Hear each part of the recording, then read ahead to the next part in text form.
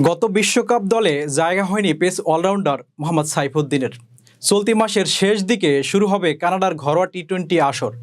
Franchise সেই লিগে Montreal টাইগার্সের জার্সিতে খেলবেন সাইফুদ্দিন।